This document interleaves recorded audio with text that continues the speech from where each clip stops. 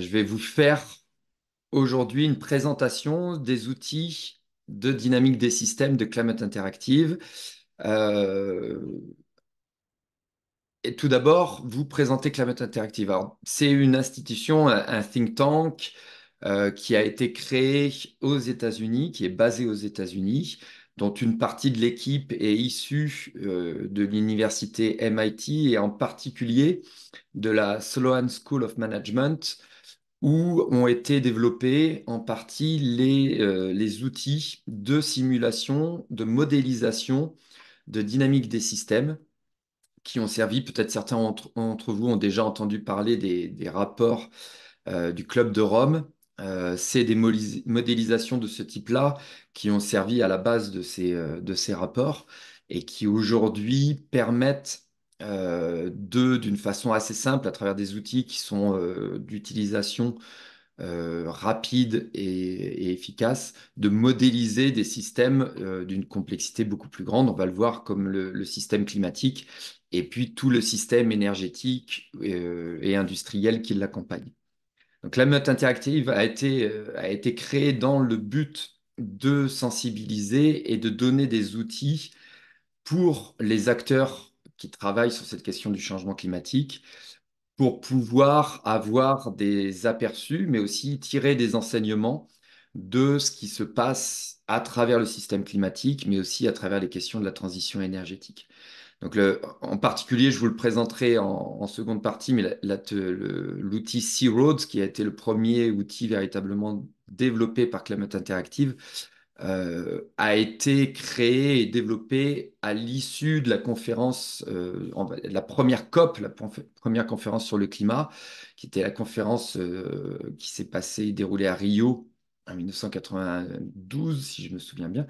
Et effectivement, les personnes de Climate Interactive présentes à ce sommet-là se sont rendues compte que les différents délégués qui venaient des quatre coins de la planète n'avaient pas d'outils pour se rendre compte en temps réel de l'impact de leurs décisions ou de l'ampleur des décisions qu'ils devaient prendre pour essayer de limiter le changement climatique. On n'avait à l'époque que les modélisations plus complexes qui nécessitaient pour la plupart des supercalculateurs et donc aucun outil en main qu'on pouvait utiliser pour permettre typiquement à un négociateur européen, un négociateur indien, de réaliser l'impact de leurs décisions. Et donc, je vais vous présenter ça rapidement, mais Sea Roads a été l'outil qui est aujourd'hui encore utilisé dans les conférences sur le climat pour permettre justement ces discussions en temps réel. Donc, le but de Climate Interactive, c'est vraiment de développer des outils qui vont être open source, qui vont être donc, qui sont téléchargeables gratuitement, utilisables gratuitement. Les ressources sont aussi mises à disposition pour que, à travers la planète, tout un chacun puisse les utiliser et développer des outils pédagogiques à travers ces outils de modélisation. Alors aujourd'hui, on a environ plus de 320 000, 350 000 aujourd'hui presque participants qui ont utilisé les outils et participé à des simulations, à des ateliers dans plus de 163 pays. Et on a pu former un peu plus de 1500 animateurs. Je vous montrerai les programmes de formation qui sont pour l'instant uniquement en anglais. J'essaie de voir avec la méthode interactive comment je pourrais leur permettre de traduire et peut-être proposer en courant 2024 ces formations en français aussi. Mais donc pour vous donner une idée un petit peu de la répartition de l'utilisation de ces outils, c'est très répandu évidemment aux États-Unis, en Europe, mais aussi en Chine, en Asie et sur le continent sud-américain et africain. Le premier outil que je vais vous présenter, c'est le dernier né. C'est l'outil qui s'appelle En-ROADS, EN pour énergie, ROADS pour Rapid Overview, et le A, je me rappelle plus, désolé, et le DS, c'est Dynamic System. C'est un outil que je vais vous montrer là de suite en ligne. C'est un outil de simulation très rapide et finalement très puissant pour pouvoir comprendre quels sont les leviers d'action, quelles seraient les politiques climatiques à mettre en place, celles qui seraient les plus efficaces pour permettre d'atteindre les objectifs des accords de Paris et donc d'essayer de limiter le réchauffement de la température en dessous de 2 degrés, voire, comme la formulation de l'accord de Paris le précise, de mettre tout en œuvre pour limiter le réchauffement au plus près des 1,5 degrés, et donc de voir quelles seraient les politiques énergétiques, mais aussi industrielles et agricoles ou de capture, de captage de CO2 à mettre en place pour atteindre ces objectifs-là. Alors c'est un modèle qui est extrêmement intuitif, qui est très facile à utiliser, vous allez le voir, et qui peut servir de base à un enseignement beaucoup plus complexe, puisqu'il est extrêmement riche, et il a un guide qui est aujourd'hui disponible et qui va courant 2024 se compléter, et qui peut aussi, moi je m'en sers dans mon enseignement, qui peut véritablement servir de base aussi pour un groupe d'étudiants pour avancer soit sur un atelier, une simulation, soit sur une durée plus longue à travers ce modèle-là. Sa limite, c'est évidemment une modélisation. Donc, ce qui est aussi très intéressant, c'est de voir un petit peu les limites de l'outil et comment il peut atteindre et modéliser la réalité. On est ici avec un modèle global. Alors, c'est très souvent une demande qu'on a, et elle est extrêmement légitime, d'avoir une modélisation qui puisse être, on va dire, précisée, déclinée à des échelles régionales ou nationales ou locales. Ici, ce n'est pas le cas, c'est un modèle global, mais finalement, on le voit quand on mène des simulations avec différents participants, où on a des sénateurs américains ou des élus français qui ont aussi suivi l'atelier, on voit que globalement, à travers une modélisation globale, on en tire des enseignements qui sont tout à fait valables à des échelles qui sont plus restreintes. Je vais de suite vous montrer le simulateur tel qu'il est. Alors, je vais partager mon écran euh, il est ici, le simulateur En-ROADS. Alors, voilà la page d'accueil du site de Climate Interactive. Et lorsque vous allez sur les différentes options, vous avez En-ROADS qui est précisé ici. Et on peut de suite explorer le simulateur qui va s'ouvrir très rapidement. Alors, on a une première page en français et en anglais qui s'ouvre, mais on peut de suite aller ici et vous allez trouver la traduction que j'ai faite en très grande partie en français. Euh, donc la dernière mise à jour, c'est un outil qui est mis à jour très régulièrement. La dernière grosse mise à jour date du 1er juin. Il y en a une toute récente en décembre, mais qui est juste l'ajout de quelques options. Voilà. Alors voilà l'outil En-ROADS tel qu'il se présente. Voilà son interface. Et vous voyez que vous avez, lorsque vous ouvrez cet outil-là, deux graphiques, une indication de la température d'ici 2100. Et donc, on voit que dans un scénario de base, alors c'est les scénarios du laisser-faire ou le business as usual, comme on l'appelle en anglais, par rapport à la réalité présente des engagements des différents pays ou des différentes dynamiques de la transition énergétique. Vous avez un premier graphique ici qui vous montre les sources mondiales d'énergie primaire et on voit que le scénario actuel représente une forme de statu quo dans l'exploitation et l'utilisation des énergies fossiles. On a le charbon en marron, le pétrole en rouge, le gaz en bleu, et puis s'ajoute d'ici la fin de ce siècle une part d'énergie qui sont représentées en grande partie par les énergies renouvelables.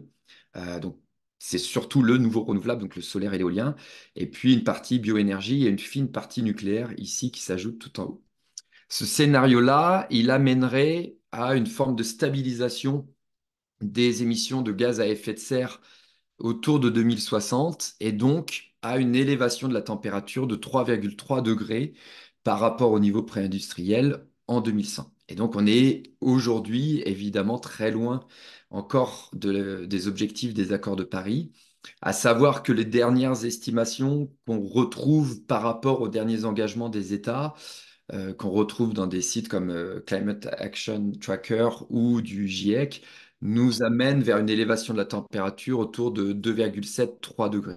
Donc ici, à partir de ce moment-là, on peut choisir, par exemple pour le renouvelable, vous voyez qu'on est sur statu quo, que je peux déplacer ce levier-là et aller à... Je peux taxer le renouvelable si je veux, mais je peux aussi favoriser son déploiement en le subventionnant plus ou moins fortement.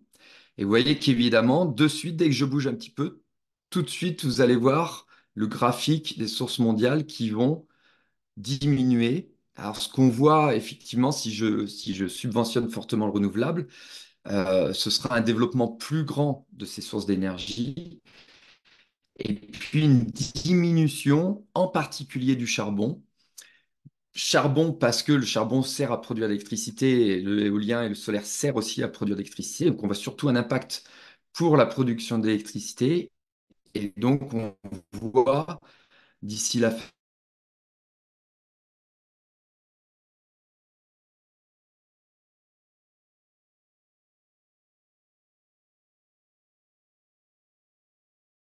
de ce moment-là, j'ai de nouvelles informations qui apparaissent, un petit texte qui va présenter un petit peu de quoi il s'agit lorsque l'on parle des politiques agissant sur le renouvelable. Là, ici, la valeur de du taux de subvention, mais aussi d'autres options qui apparaissent et qui peuvent être utilisées. Effectivement, on retrouve donc aussi, en cliquant sur ce i ici, pour d'autres informations, et en particulier les dynamiques importantes à apprendre et à connaître par rapport à ça.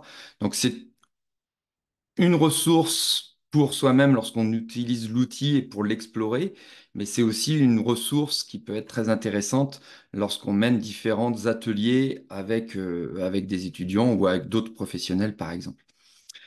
Voilà, je vais aller très vite, mais effectivement, vous allez voir que dès qu'on agit, par exemple sur le prix du carbone, on a des dynamiques très importantes qui apparaissent de par l'impact que ça va avoir sur les énergies fossiles.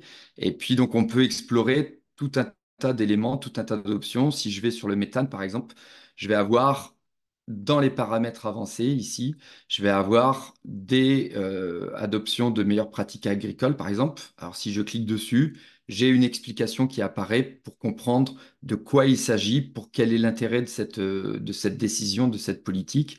Et donc, tout un tas d'options. Donc, un outil qui est à première vue comme ça et qui peut être utilisé de cette façon juste en agissant sur les 18 leviers présents, très simple d'utilisation, très rapide, dans lequel on peut retirer beaucoup d'enseignements aussi, et un outil aussi qui, par sa richesse, lorsqu'on l'explore, peut permettre d'aller beaucoup plus loin dans la compréhension de la dynamique des systèmes ici, du système énergétique et du système climatique. Je vais passer très vite sur cet outil-là parce que de toute façon, ce serait impossible d'en faire le tour. Mais sachez qu'on peut explorer à partir de ce moment-là, à partir du moment où on a mis en place des politiques, tout un tas de graphiques qui expliquent, par exemple, les différents impacts de nos politiques. Typiquement ici, on a vu sur le changement de température, mais on peut voir sur l'élévation du niveau de la mer. On peut voir aussi, par exemple, sur l'acidification des océans. Et on peut le voir aussi sur d'autres éléments, comme la fréquence des vagues de chaleur, par exemple, ou alors si je baisse, je vais voir les diminutions de ces éléments-là, sur aussi les espèces vivantes, sur d'autres éléments, comme par exemple aussi la diminution de rendement des cultures. Alors tout ça est sourcé. Si je regarde un petit peu l'explication de ce graphique, d'où il vient, je vois que ça vient de cette étude-là qui est précisée. Donc En-ROADS, en fait, est un outil, un travail sur lequel on a pris tout un échantillon de travaux scientifiques sur différents éléments, que ce soit sur les politiques énergétiques, sur industrielles, sur le boisement, la déforestation, et sur lequel l'outil En-ROADS essaye de synthétiser, c'est une sorte de rapport des GIEC interactif. Donc l'idée, c'est de prendre la dernière recherche, le dernier consensus scientifique sur différents éléments et de pouvoir les modéliser et de comprendre comme ça la façon dont ça peut interagir. La simulation, juste pour préciser un dernier point avant de vous montrer rapidement les outils qui l'accompagnent, c'est qu'on peut jouer évidemment aussi sur les hypothèses de base de cet outil de modélisation sur la sensibilité climatique, par exemple, sur les impacts économiques au changement. On peut, selon les différents travaux des économistes qui sont aujourd'hui, qui ont été publiés, on peut choisir les impacts sur la croissance selon les travaux qui ont été publiés. On peut diminuer, donc on peut faire des modélisations différentes selon la façon dont on paramètre aussi le modèle. Et tout ça est disponible sur l'interface. Voilà très brièvement l'outil, hein, c'est pour vous montrer qu'on peut aller très loin. On a intégré dans l'outil aussi des guides qui expliquent à chaque fois, et ça ce sera a priori bientôt, je l'espère, en français, toute la richesse de l'outil. Alors cet outil, comment on l'utilise? On peut l'utiliser donc pour soi-même et pour ce genre de travaux d'exploration, mais évidemment c'est un outil qui pédagogiquement offre plein de possibilités.